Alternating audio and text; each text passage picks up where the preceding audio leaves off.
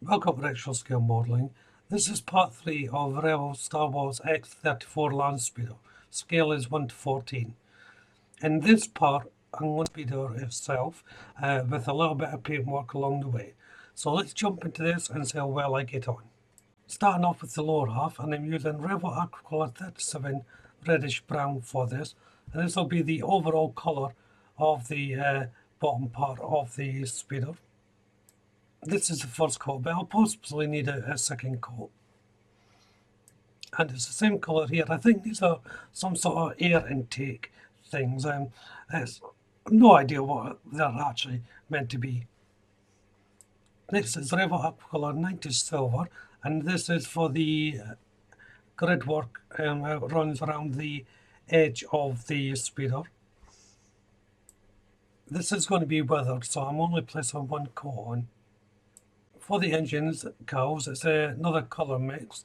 So it's 35 flesh, 90%, and 05 white, 10% by Revell Aquacolor. There's a small rim around the edge of this particular unit, which also has the same colour.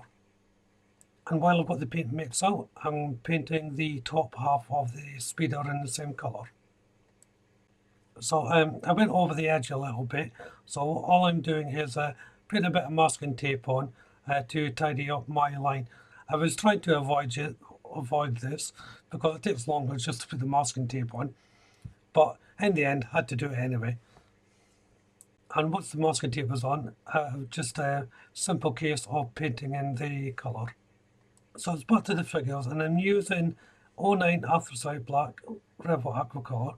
And I'm also going to be using 302 Silk Black as well. The Silk Black is the areas between the joins, which are button onto the metal plating, and the 09 Anthracite colour is for the main joint between the legs and torso. Then it's over to Luke, and I'm using Revell Aquacolor 05 White 90%. And Revell Aquacolor 59 Sky 10%, and this is for the bottom of his legs, just below the tunic. It's the only part that has this colour set. Moving on to the face now, and it's Revell Aquacolor 35 Flesh, and this will also be the same colour for the hands. The utility belt is made up of 3 colours, so it's 381 brown, then 90 silver, and the last colour is 07 Black Gloss, all by Revell Aquacolor. The lower legs and boots are painted in Revell Aquacolor 76 Light Grey. I'm using Revell Aquacolor 07 Black Gloss for the iris of the eye, and just in between the fingers a bit of shadowing. Not much going on really, just a little bits to highlight the actual figure itself. Going back to the air intakes, and it's Revell Aquacolor 91 Steel, and I'm using this to add the weathering. So it's like the last time that I showed in the previous video. I'm just putting a little bit of paint on my brush, and then I'm just lightly going over the surface with this steel colour, just stabbing it, jabbing it in. Now I use an old brush to do this. Don't use this on a new brush or one of your favourite brushes, because it will ruin your brush. So if you're going to be doing it, make sure it's an old brush that you're going to be using. This weather effect is replacing the decals, which I'm just pointing out here. As I said in part 1, I prefer just to paint them in where I can. So it's time to place them on now. So first of all, it's these air intakes. They have their own little location point, and they just clip in.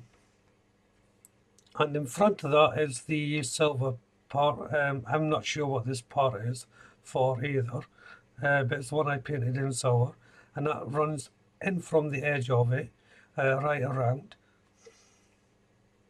I'm using Pledge Clear Gloss here for my varnish. Now the instructions say put the decals on now before placing everything else on, so this is why I'm putting my varnish on now. But in actual fact, I decided against that in the end. I didn't want to risk damaging the decals when I assembled So I don't understand why the instructions wanted you to put them on beforehand, but it's just one of those things, I suppose. Once everything was dry, it was time to fit the parts, but I'm just dry fitting at the moment. And as I was dry fitting it, the little connecting part for the main canopy that fits over this raised area inside it snapped off, which was a bit unfortunate. It was because it went on okay, but as when I was taking it off, it just snapped off.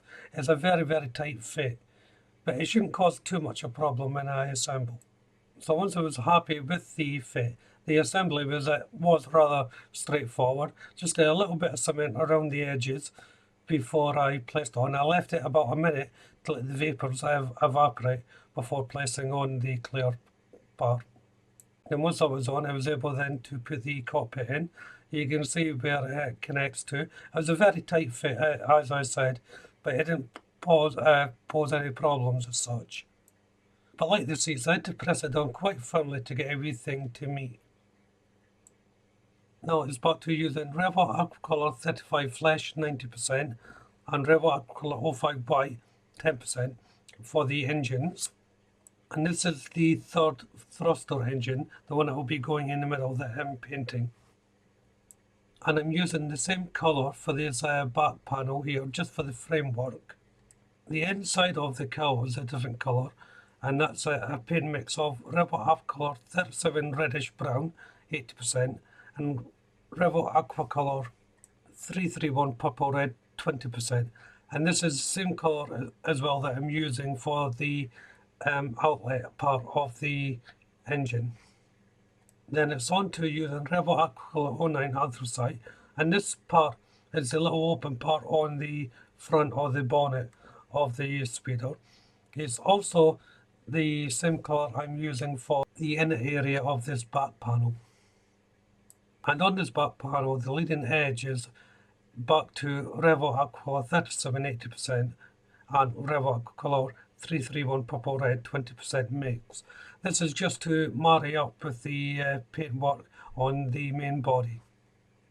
Now we're moving on to the exposed engine, and it's Revell Aquacolor 91 steel for the main base colour for this. And for the pipework, I'm using Revell Aquacolor 90 silver to make up the different components of the engine. And once everything is dried, I'm using Tamiya's Weathering Master Series D, and I'm using the burnt blue and the burnt red components here to weather up the engine. It gives it that used heat look.